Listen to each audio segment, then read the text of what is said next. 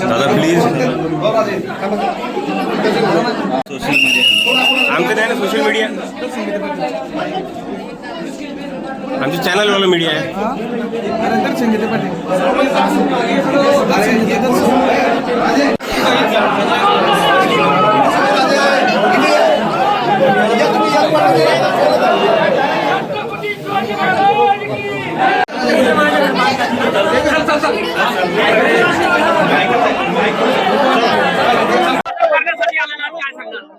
आमचं सर्वोच्च स्थान मासाहेब राष्ट्रमाता जिजाऊ त्यांच्या चरणी नतमस्तक झाल्याच्या नंतर वर्षभर आम्हाला सुखी समाधानाचे दिवस जात आहेत. म्हणून इथं नतमस्तक होण्यासाठी दरवर्षीच येतोय. याही वर्षी आलो.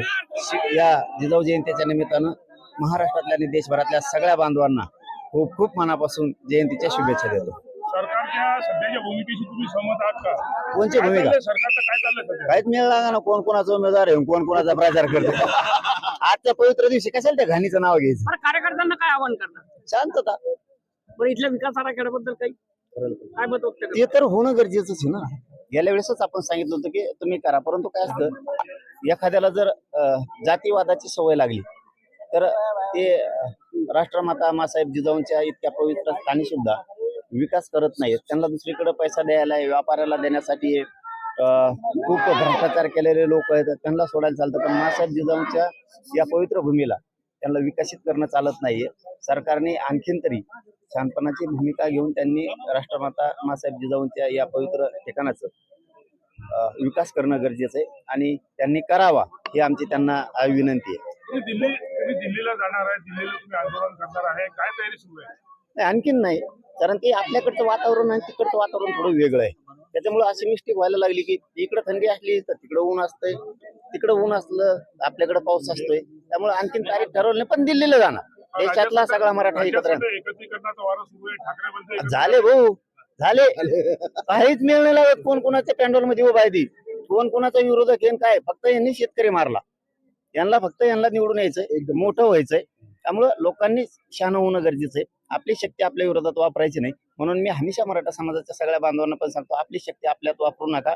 कोणी आपल्यावर काय बोलत असलं तर त्याला बिनधास्त बोलून द्या, परंतु आपण उत्तरं देऊ नका. त्याचं कारण असं की आपली शक्ती आपल्याला वायाला घालायची नाही. आणि मराठ्यांनी याच बरोबर एकही लक्षात ठेवलं पाहिजे, आरक्षणाला, आपल्या समाजाला विरोध कोणी केला त्याला आपलं मत जे असतं किंवा सहकार्य जे असतं ते करायचं नाही.